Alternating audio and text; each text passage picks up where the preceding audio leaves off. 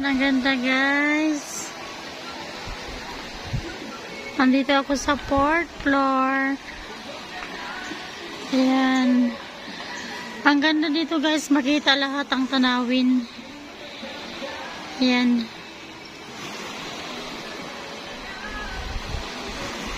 Ayan.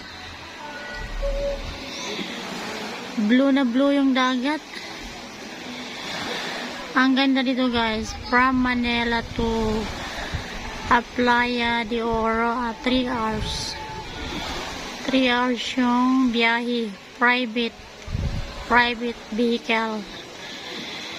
So siguro kung public vehicle, 4 na sakay ata siya bago mo marating ang Playa de Oro. Ayan. Ang ganda dito guys, super wow. Batangas. Ayan. Lubo, Batangas dito guys. Lubo, Batangas Resort at Playa de Oro. Ayan. So dito sa taas guys, meron pang duyan-duyan dito.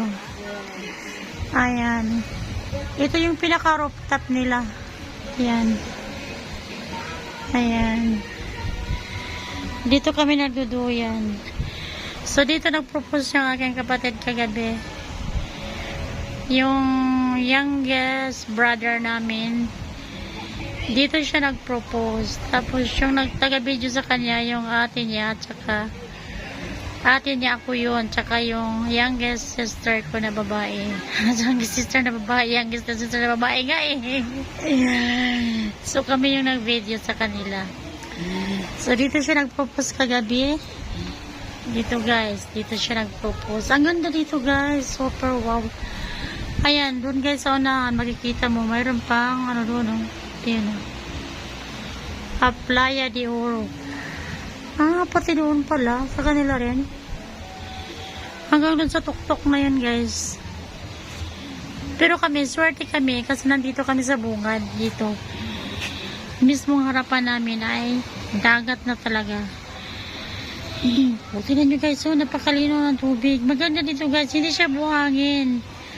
Bato-bato siya na maliliit. Pero pag apakan mo siya, hindi nagbago ang kulay niya.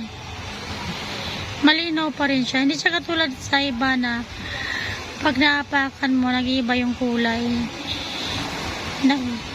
Parang buhangin-buhangin na parang basta tawag dun sa amin, malubog ba, ganun. Dito hindi guys. Kahit napakan mo siya, malinaw pa rin siya. Hindi nag-iiba yung tubig niya. Kaya gusto ko pang bumalik dito. Ayan.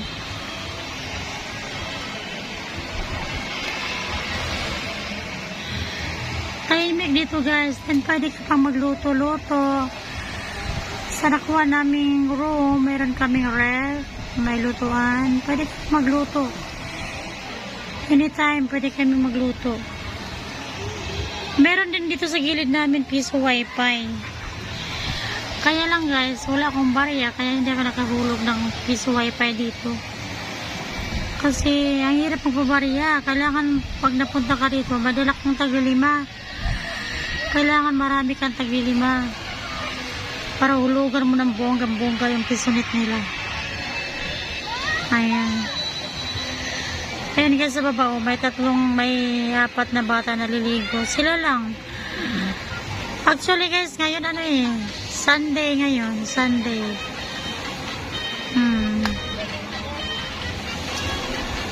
Ang ganda. Yan. Gusto ko pa bumalik dito guys. Ang ganda dito. Lubo, Batangas. Ayan.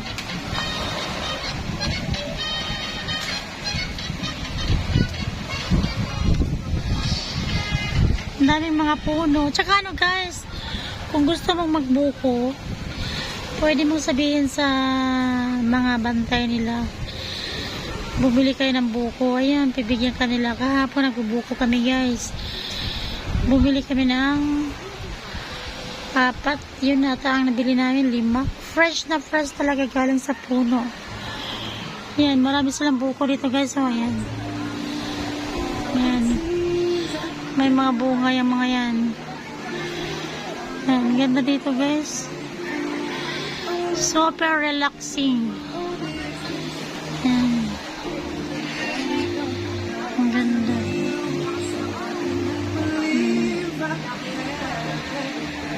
Ganda. Magkaagaw kulay yung langit at dagat. Ang ganda pagiging langit. So, ang ganda talaga guys. So far, wala akong masabi dito.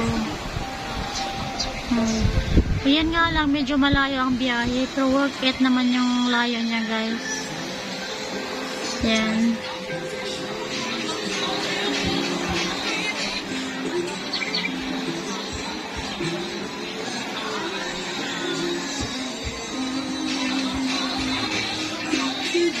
Ayan.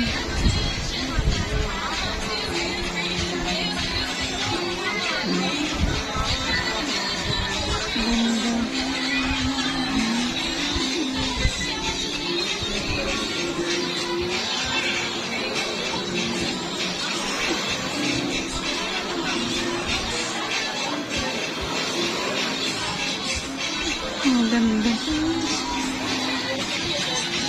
Kaya nga lang, ano ngayon, mainit na, alas 10 na ngayon guys, ng umaga. Ayan.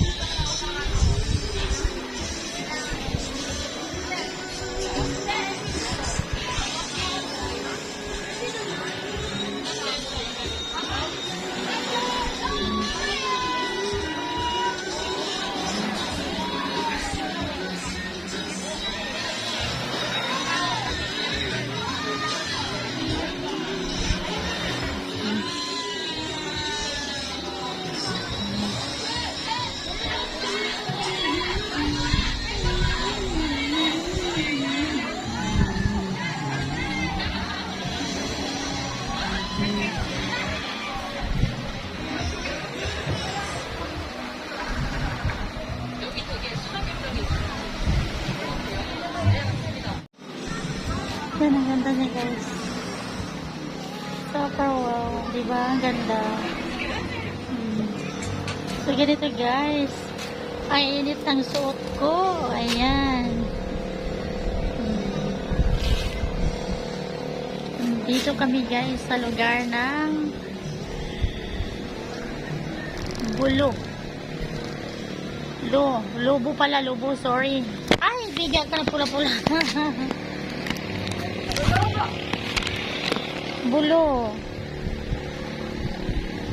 Bulo, Batangas.